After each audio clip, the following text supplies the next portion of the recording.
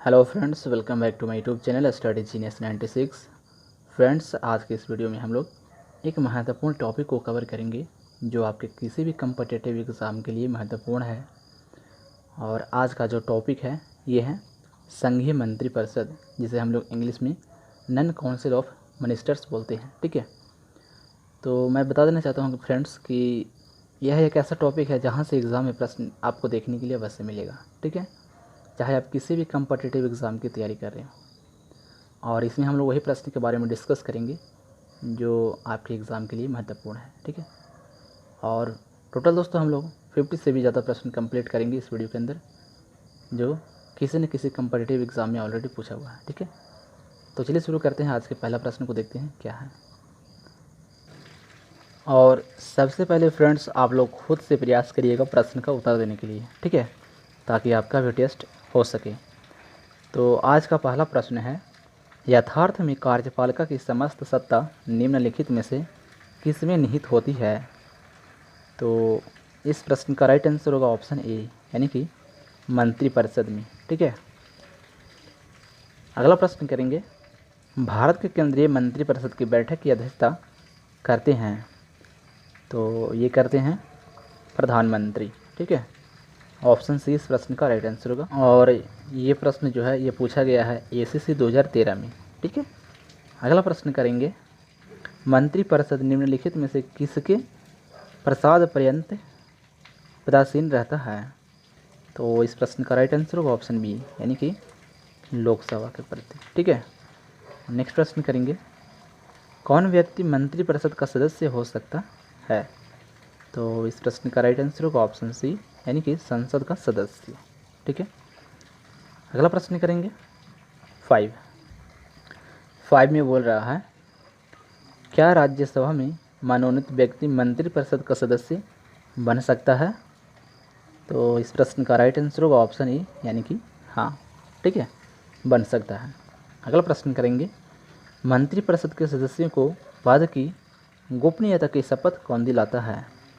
तो इस प्रश्न का राइट आंसर होगा ऑप्शन ई, यानी कि राष्ट्रपति। ठीक है, राष्ट्रपति दिलवाते हैं। अगला प्रश्न करेंगे 7 में बोल रहा है, कोई व्यक्ति संसद के किसी भी सदन का सदस्य हुए बिना केंद्र में कितनी अवधि तक मंत्री रह सकता है? तो इस प्रश्न का राइट आंसर होगा ऑप्शन बी, यानी कि 6 माह तक। ठीक है, और ये भी देखिए 2013 में पूछा गया है एसएससी में। अगला प्रश्न करेंगे, मंत्रिपरिषद में शामिल होते हैं? तो ये होते हैं प्रधानमंत्री एवं अन्य मंत्री। ठीक है, ऑप्शन डी इस प्रश्न का राइट आंसर होगा। ठीक है, अगला प्रश्न करेंगे 9 में है, मंत्रिपरिषद में मंत्रियों की संख्या? तो इस प्रश्न का राइट आंसर होगा ऑप्शन सी, मंत्रिमंडल से अधिक होती है। ठीक है, अगला प्रश्न करेंगे, मंत्रिपरिषद में कितने स्तर के मंत्री होते हैं? तो इस प्रश्न का राइट आंसर होगा ऑप्शन सी, यानी कि 3। ठीक है, 3 स्तर के मंत्री होते हैं मंत्रिपरिषद में। अगला प्रश्न करेंगे, मंत्रिपरिषद में निम्नलिखित में से कौन शामिल नहीं रहता है? तो इस प्रश्न का राइट आंसर होगा ऑप्शन डी, यानी कि संसदीय सचिव। ठीक है, ये शामिल नहीं रहता है। अगला प्रश्न करेंगे 12 में बोल रहा है, मंत्रिपरिषद में वरीयता की दृष्टि से मंत्रियों का सही क्रम है?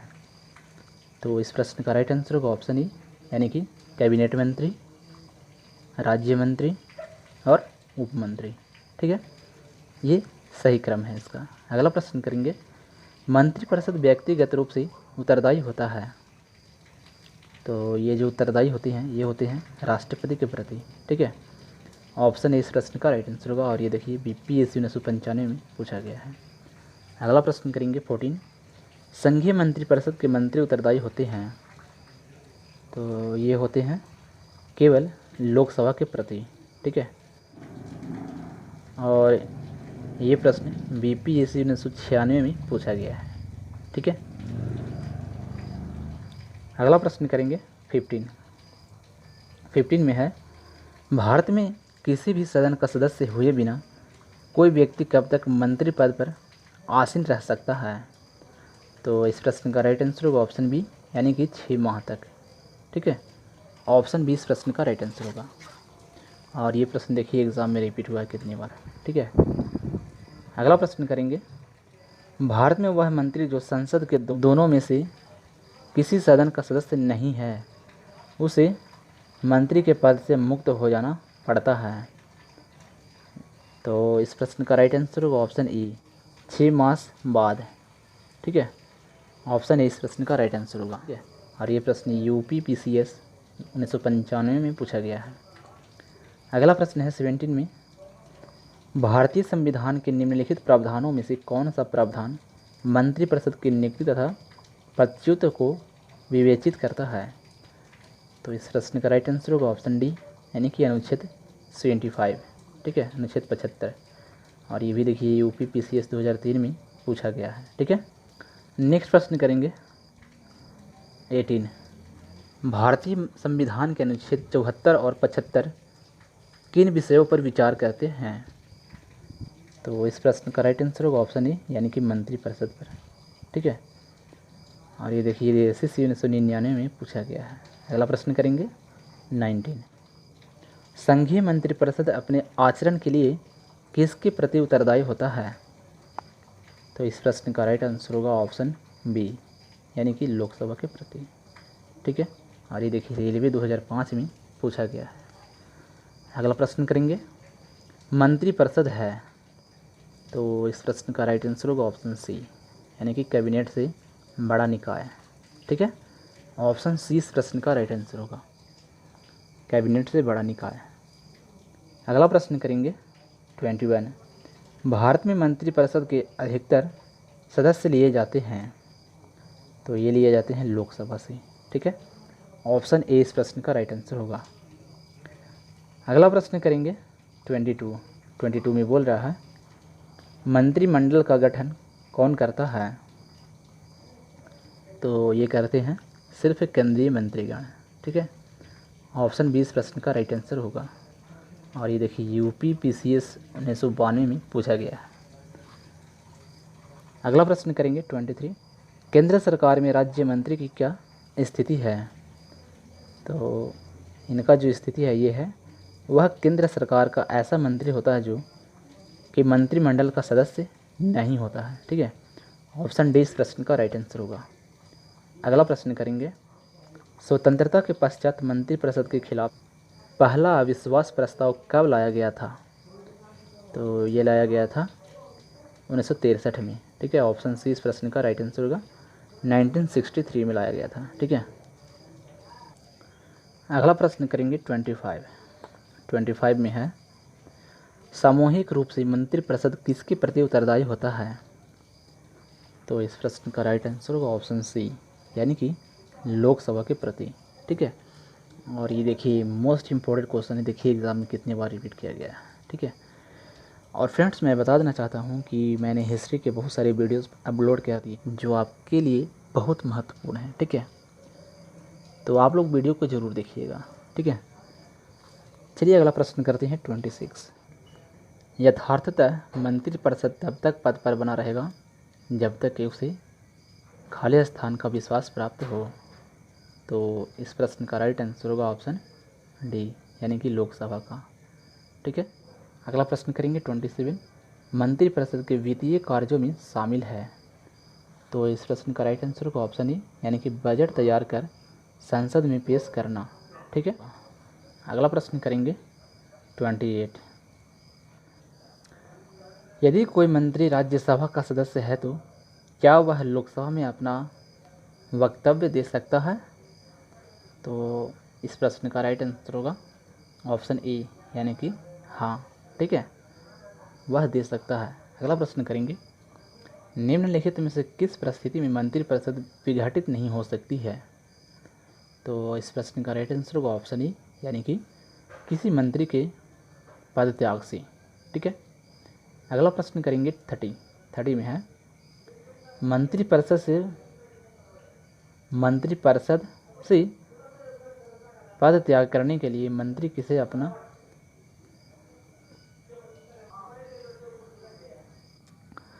अगला प्रश्न करेंगे 29, निम्नलिखित में से किस परिस्थिति में मंत्रिपरिषद विघटित नहीं हो सकती है? तो इस प्रश्न का राइट आंसर होगा ऑप्शन ए, किसी मंत्री के पद त्याग से। ठीक है, अगला प्रश्न करेंगे, मंत्रिपरिषद से पद त्याग करने के लिए मंत्री किसे अपना पद त्याग संबोधित करता है? तो इस प्रश्न का राइट आंसर होगा ऑप्शन ई, राष्ट्रपति को। ठीक है, राष्ट्रपति को संबोधित करता है। ठीक है, अगला प्रश्न करेंगे 31 में है, भारत में संघीय मंत्रिपरिषद के सदस्यों की कुल संख्या किससे अधिक नहीं होता, किससे अधिक नहीं हो, किससे अधिक नहीं हो सकती है? तो इस प्रश्न का राइट आंसर होगा ऑप्शन डी, यानी कि लोकसभा के सदस्यों की कुल संख्या का 15% से। ठीक है, और ये प्रश्न देखिए 2020 में भी पूछा गया है एसएससी में। ठीक है, और 2019 में सीडीएस में पूछा गया है। अगला प्रश्न करेंगे, राजनीतिक शब्दावली में शून्यकाल का अर्थ है? तो इस प्रश्न का राइट आंसर होगा ऑप्शन डी, प्रश्न उत्तर सत्र से। ठीक है, और ये प्रश्न देखिए 2002 में पूछा गया है बीपीएससी में। अगला प्रश्न करेंगे 33। अगला प्रश्न करेंगे 33 में है, भारतीय गणराज्य में वास्तविक कार्यकारी प्राधिकार निम्नलिखित में से किसके पास होता है? तो ये होता है मंत्रिपरिषद के पास। ठीक है, ऑप्शन डी इस प्रश्न का राइट आंसर होगा, और ये प्रश्न एसएससी 1999 में पूछा गया है। अगला प्रश्न है 34 में, जो व्यक्ति सांसद न हो क्या उसे मंत्री नियुक्त किया जा सकता है? तो इस प्रश्न का राइट आंसर होगा ऑप्शन डी, हाँ, पर उसे 6 महीनों के भीतर संसद सदस्य बनना होगा। ठीक है, और ये प्रश्न देखिए एसएससी 2001 में पूछा गया है। अगला प्रश्न करेंगे 35 में है, भारत के संविधान के अनुच्छेद 25(3) के अनुसार मंत्रिपरिषद निम्नलिखित में से किसके प्रति सामूहिक रूप से जिम्मेदार होता है? तो इस प्रश्न का राइट आंसर होगा ऑप्शन सी, यानी कि लोकसभा के प्रति। ठीक है, अगला प्रश्न करेंगे, और ये प्रश्न देखिए एसएससी 2002 में पूछा गया है। अगला प्रश्न करेंगे 36, संसदीय तंत्र में निम्नलिखित में से वास्तविक कार्यपालिका कौन है? तो ये हैं मंत्रिपरिषद। ठीक है, ऑप्शन बी इस प्रश्न का राइट आंसर होगा, और ये प्रश्न देखिए रेलवे 2005 में पूछा गया है। अगला प्रश्न करेंगे, मंत्रिपरिषद किस सिद्धांत पर कार्य करती है? तो ये कार्य करती है उपयुक्त दोनों पर। ठीक है, ऑप्शन सी इस प्रश्न का राइट आंसर होगा, यानी कि निजी उत्तरदायित्व सिद्धांत पर और सामूहिक उत्तरदायित्व सिद्धांत पर। ठीक है, तो ऑप्शन सी इस प्रश्न का राइट आंसर होगा। अगला प्रश्न करेंगे 38 में है, स्वतंत्र भारत के प्रथम मंत्रिपरिषद में प्रधानमंत्री सहित कुल कितने सदस्य होते हैं? तो इस प्रश्न का राइट आंसर होगा ऑप्शन सी, यानी कि कुल 36 सदस्य होते हैं। ठीक है, प्रधानमंत्री के सहित। अगला प्रश्न करेंगे, स्वतंत्र भारत के प्रथम मंत्रिपरिषद में शामिल एकमात्र महिला मंत्री कौन थी? तो इस प्रश्न का राइट आंसर होगा ऑप्शन डी, यानी कि राजकुमारी अमृता कौर। ठीक है, अगला प्रश्न करेंगे 40, स्वतंत्र भारत के प्रथम मंत्रिमंडल में शिक्षा मंत्री कौन थे?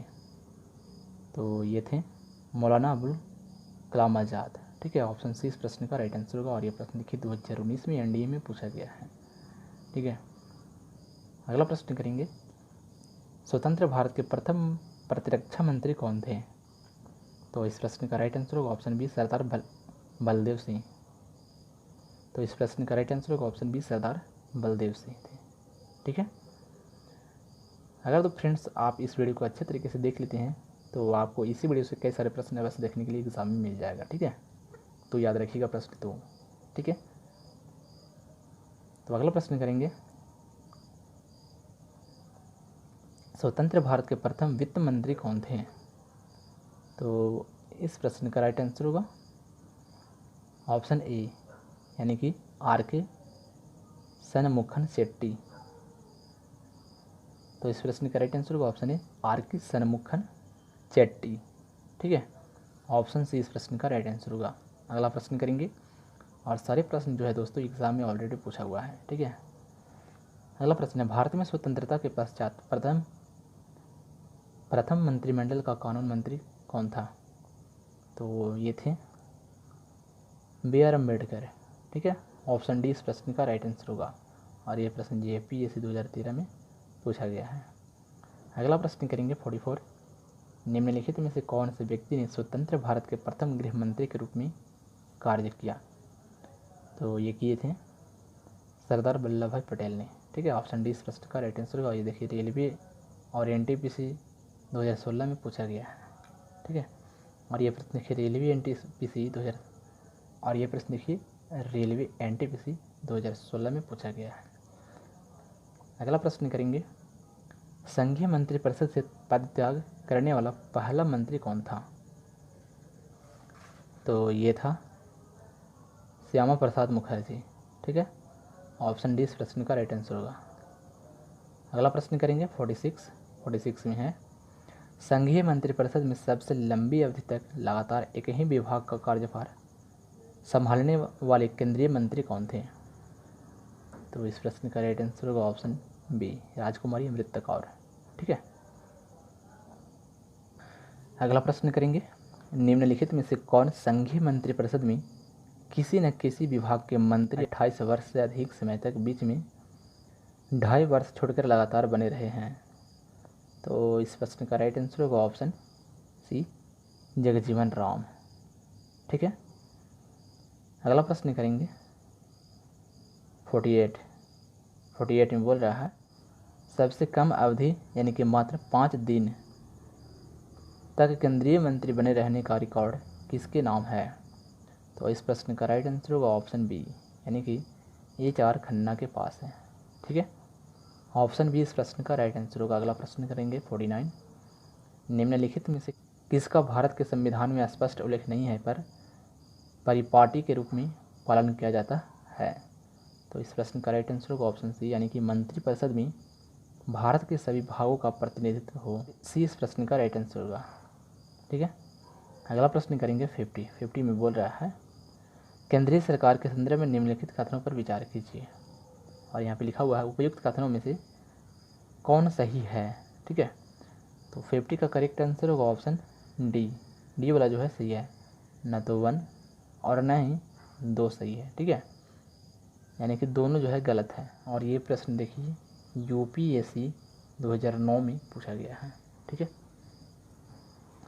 अगला प्रश्न करेंगे हम लोग 51 में बोल रहा है, केंद्रीय सरकार के संदर्भ में निम्नलिखित कथनों पर विचार कीजिए।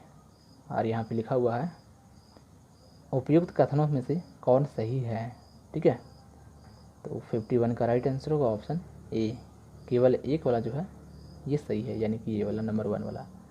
15 अगस्त 1947 को केंद्र में मंत्रालयों की संख्या 18 थी, ठीक है। तो नंबर 1 वाला जो है गलत है, लेकिन नंबर 2 में जो है वर्तमान में केंद्र में मंत्रालयों की संख्या 36 है, ये जो है गलत है, ठीक है। तो ऑप्शन ए इस प्रश्न का राइट आंसर होगा, नंबर 1 वाला जो है ये सही है, ठीक है। और ये प्रश्न देखिए UPSC 2009 में पूछा गया है। अगला प्रश्न करेंगे 52 में है, संघ सरकार के संदर्भ में निम्नलिखित कथनों पर विचार कीजिए। और यहाँ पर लिखा हुआ उपयुक्त कथनों में से कौन सही है उसे भी चयन करना हम लोग को, ठीक है। तो 52 का जो करेक्ट आंसर होगा ये ऑप्शन बी वाला होगा, यानी कि केवल 2 वाला जो है ये सही है, ठीक है। यानी कि नंबर 2, हर एक मंत्रालय को प्रधानमंत्री की सलाह पर भारत के राष्ट्रपति द्वारा किसी मंत्री को प्रदान किया जाता है, ठीक है। और यह प्रश्न UPSC 2009 में पूछा गया है, ये वाला भी। तो 52 का जो करेक्ट आंसर होगा ये होगा ऑप्शन बी वाला, ठीक है। केवल 2 वाला सही है। अगला प्रश्न करेंगे 53, निम्नलिखित में से कौन भारत के केंद्रीय वित्त मंत्री रहे हैं?